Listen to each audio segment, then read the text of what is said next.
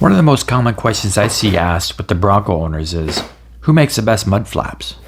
If you haven't asked the mud flap question yet for your Bronco, have you even been off-road yet? And today, there seems like an almost endless variety of options to choose from. Take this for example, me in 2021 with my brand new Badlands 2-door. Just have a listen as I drive off this bridge and onto the gravel road. And that, folks, is a frozen gravel road. All those individual rock hits are potentially and most likely chips in your paint. Man, that's hard to watch even now. But if you've been paying attention, you've likely also noticed that almost all mud flaps available for the Bronco right now are those rigid plastic, streetcar style mud flaps. All well and good for the average Costco run, but if you're off-roading, these plastic flaps just don't have any give to them. One of the better options I found while researching online were these flexible rubber flaps from Broaddict. So when they reached out and asked if I would make a video of their Bronco mud flaps, I didn't hesitate. And it must be said, Broaddict. No doubt, that's got to be the best online offshore business name since Banggood came onto the scene. However, one thing I wasn't too keen on was the fact that the rear flap set needed holes drilled into the plastic bumper pieces, so be aware of that. I will say though that most Bronco flaps on the market require drilling as well, so. Anyway, my front and rear mud flap set was delivered through Amazon and promptly arrived together, well packaged and protected in these nondescript boxes.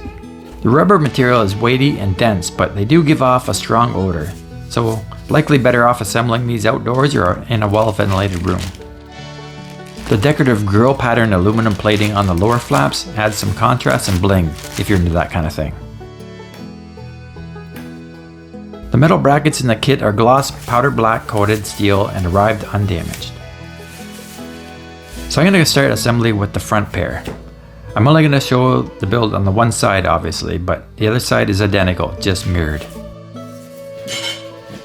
Some of the bracketry in the kit are identical and symmetrical left to right, and this helps keep manufacturing simpler and more cost effective. You can see also the front set has a similar symmetrical design, but pay attention to where separate asymmetrical left and right pieces are called out. Each kit came with a set of non-worded photocopied set of instructions. As with the front set, the rear steel brackets were delivered undamaged and well packaged, and you can see both sets share identical lower flap parts. So to begin, I lay out the assembly onto the table, taking inventory of all the parts.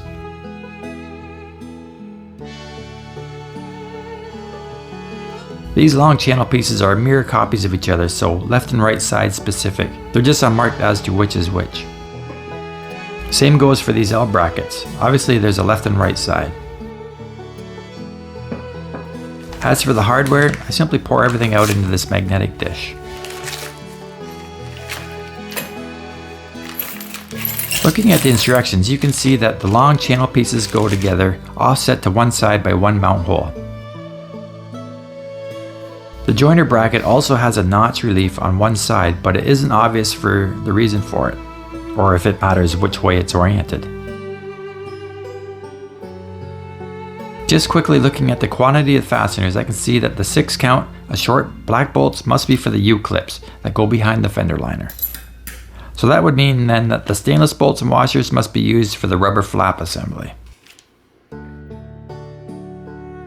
I start off with the upper flap and pass a bolt up through the joiner bracket, but not through the channel piece. From there I continue with the rest of the hardware and add the channel bracket, noting which side has the closed end.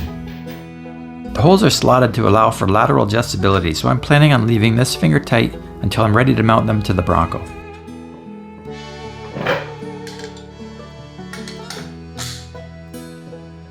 So again, the closed end of the channel goes on the offset side, leaving the 2 slotted openings on the other end for the attachment support bracket.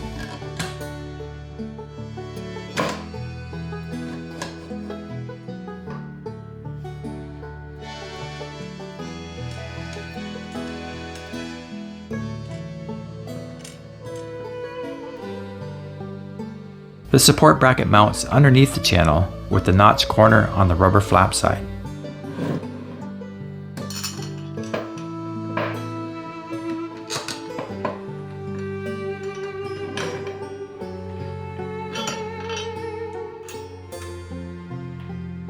And it wasn't until about here on the assembly that I ran into a glaring issue.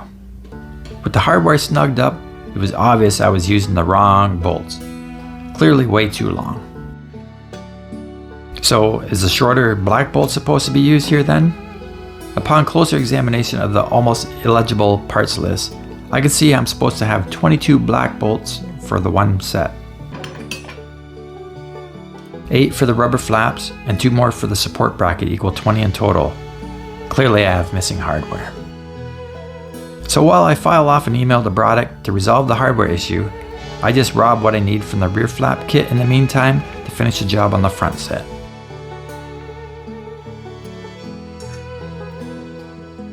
So this time around I used the black coated hardware for the assembly, and everything goes together well and looks right with the all black finish.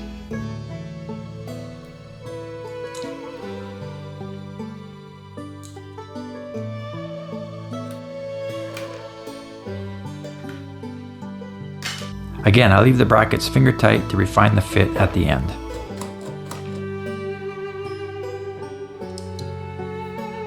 The support bracket is side specific, so don't mix them up.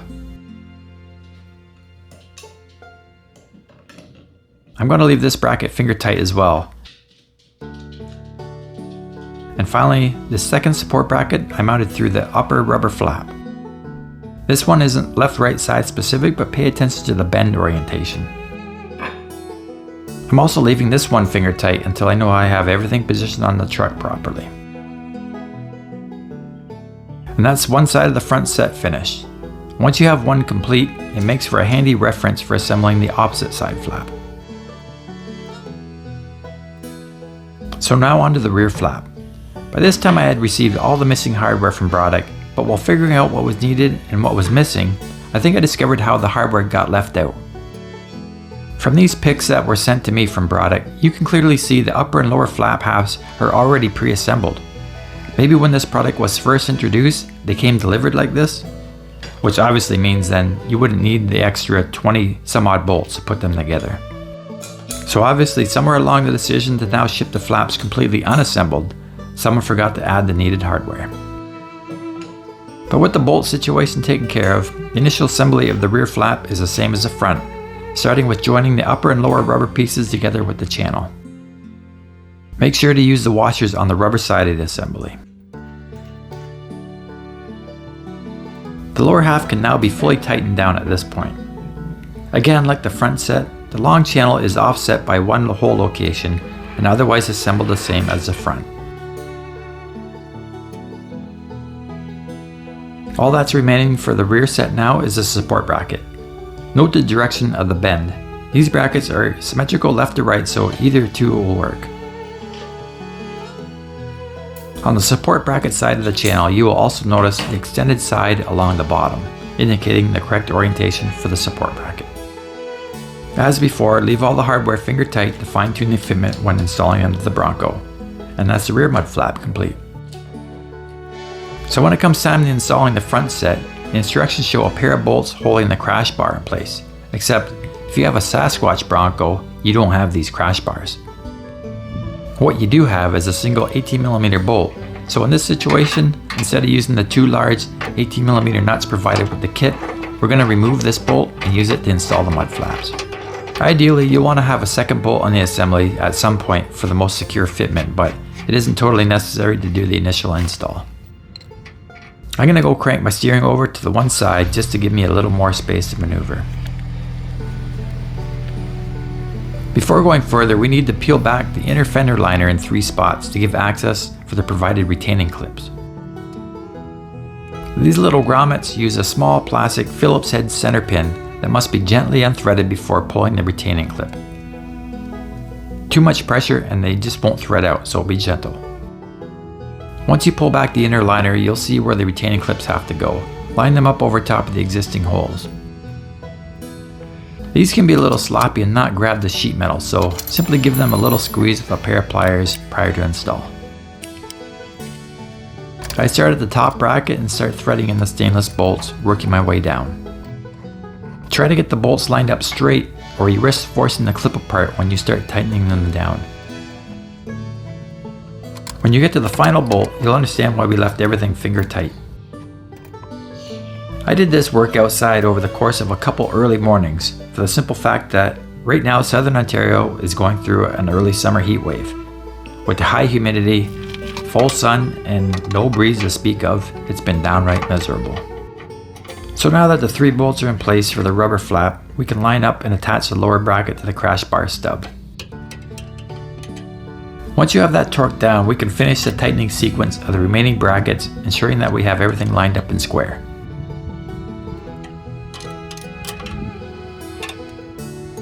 And that's one flap installed. These Broaddict flaps easily offer some of the most comprehensive coverage and protection to the body, made possible due to their flexible rubber build. Since my main concern for mounting flaps was paint protection, I'll likely forego using the rear set, but here is how they install. At the back of the Bronco, you'll have a pair of 18mm bumper mounting bolts on each side. Depending on the year and trim of your Bronco, you'll either have 2 recovery loops or just 1. In my case, my Heritage Bronco comes equipped with just a driver's side loop. Your mud flap bracket will sandwich between the frame and the recovery loop. Remove just one side at a time to avoid having your bumper come off or realignment issues afterwards. An impact driver would be advisable as these took a good amount of cranking to remove.